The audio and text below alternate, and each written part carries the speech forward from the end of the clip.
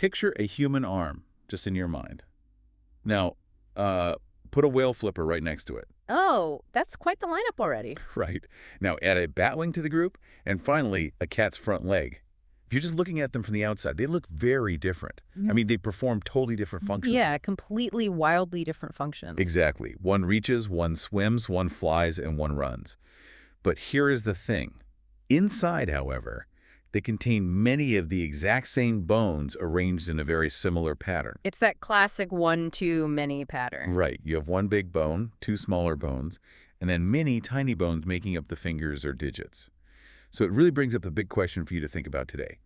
Why would animals with such completely different lives share the same basic structural plan? It's a massive biological mystery if you don't know what you're looking for. It really is. So our mission for this deep dive is to explore how scientists compare anatomical structures among living organisms and fossils to reconstruct the whole evolutionary tree of life. Because the clues are literally inside us. Exactly. Okay, let's unpack this. Because species share these structures simply for one reason.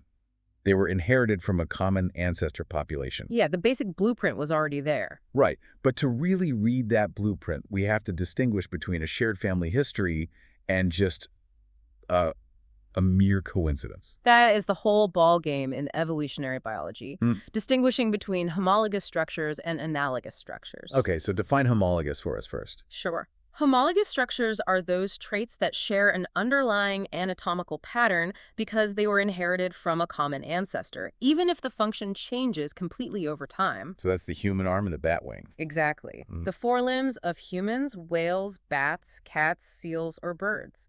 They all look different on the outside, but the internal bones are homologous. Okay, I want to try an analogy here to make this super clear. Let's say you're looking at two different houses. One is a slick beach house, and the other is a log cabin. Right, totally different styles. Right. But if you tear down the drywall, and they both have the exact same weird, highly specific plumbing layout inside, you'd probably guess they were built by the same contractor, right? Yeah, the underlying architecture gives away the builder. Exactly. That's a homologous structure. Yeah. But what if both houses just have solar panels on the roof?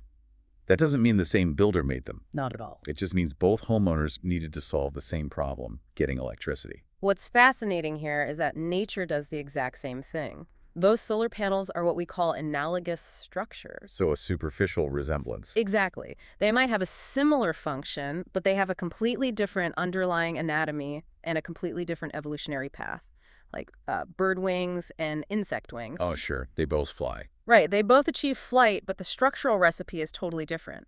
Or think about shark fins and dolphin flippers. Oh, because one is a fish and one is a mammal. You got it. They both swim the same way, but their lineages are miles apart. So a superficial resemblance may not indicate close relatedness at all. Makes sense. But wait, if two species share the same contractor like they share an ancestor, why do their blueprints eventually end up looking so wildly different on the outside?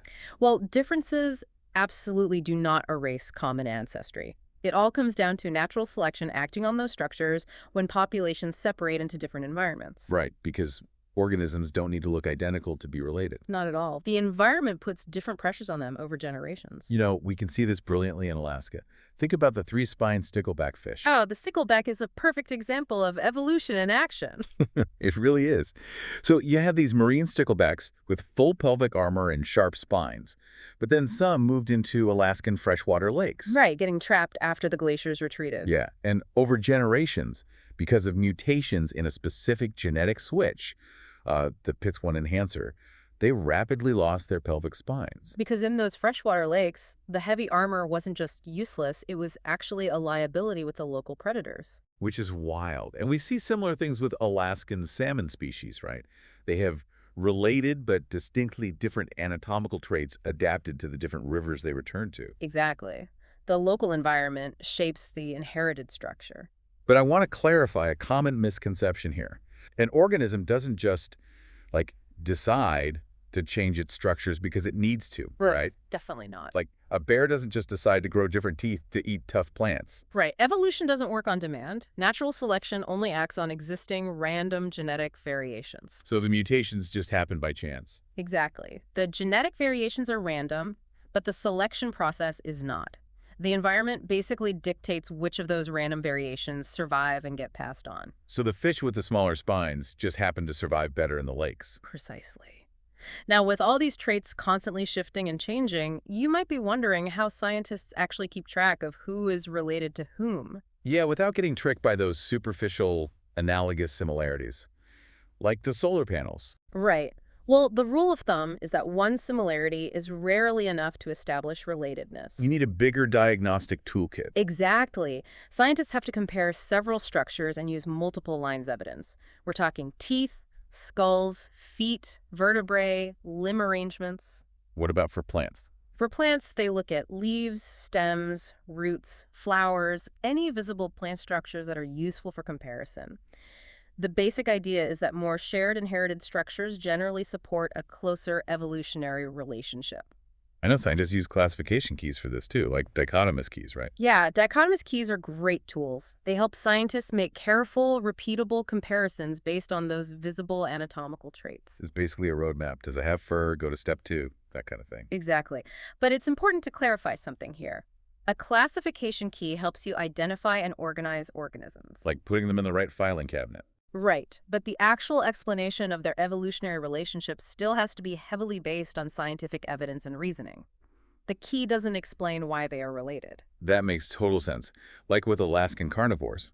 By comparing skulls and teeth and limb arrangements, scientists can trace the relationships between brown bears and marine mammals, like seals and sea lions. Spotting the specific diagnostic structures that group them together on the tree.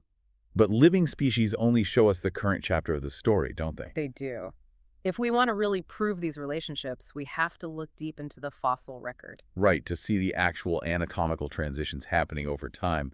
But before we get into the fossils, we need to shatter a massive public misconception. Oh, the ladder myth. Yes, the idea that evolution is a ladder where species line up from primitive at the bottom to advanced at the top. It is so common to think of it that way, but it's completely wrong. Yeah. Modern species did not necessarily evolve directly from other modern species. Right, chimpanzees didn't turn into humans. Exactly. You really have to use a branching tree metaphor instead.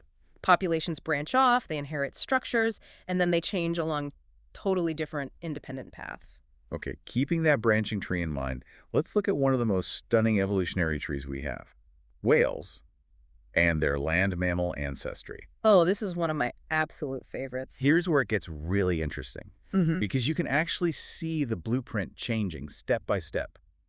Let's talk about Pakicetus. Right, so Pakicetus was a wolf-sized, land-running ancestor that lived about 50 million years ago. Wait, a land-running whale ancestor? Exactly. It looked like a four-legged land mammal. But when paleontologists looked at its skull, they found a dense inner ear bone that is completely unique to whales. So it had the hearing equipment of a whale, but it was running around on land, Exactly. And then you jump forward in the fossil record to Basilosaurus. which was fully aquatic, right? Yes, a massive, fully aquatic, ancient whale. But it still had tiny vestigial hind legs and toes extending from its body. That is wild. Legs that were too small to actually use. Right. They were completely useless for walking or even swimming, just leftover remnants from its land-dwelling ancestors. And we can connect this directly to today. If you look at modern whales swimming off the Alaskan coast right now, they still have leftover vestigial pelvic bones buried deep inside their muscle tissue. It is literally a structural ghost of their walking ancestors. A structural ghost. I Yep. love that. And scientists do the exact same thing with Ice Age remains, don't they? Like the mammoths found in the Alaskan permafrost. Absolutely. By comparing fossil mammoth limbs and skulls with modern land mammals, we can see exactly how the elephant family adapted to ancient freezing environments. It's all about reading the history written in the bones. So if we connect this to the bigger picture, we've seen that a structure can be shared due to common ancestry, like the whale flipper and human arm. Right, homologous. Or it can be modified over generations, like the stickleback losing its armor. Or it can just mimic another structure entirely, like bird and insect wings. Analogous structures. Exactly. And by comparing the living bodies with ancient fossils, we can literally read the history of life on Earth. It really is incredible. But I want to leave you all with one final kind of mind-bending thought before we wrap up. Oh, I know where you're going with this. We've been talking a lot about adult bones and fossils, Yeah. but the clues aren't just in the adults. If you look at the embryological development of different species before they are even born, you see these hidden evolutionary relationships. It is fascinating. It really is. Like early on, chicken embryos develop these temporary fish-like gill structures in their necks. And human embryos do too, by the way. Yes, human embryos develop these tiny gill arches, and we even have tails early in development that get absorbed back into the body. We carry the ghosts of our ancestors before we even enter the world. Exactly. So the next time you look at your own arm or watch a bird fly by, I want you to ask yourself, what can the structure of a body reveal about the history it inherited?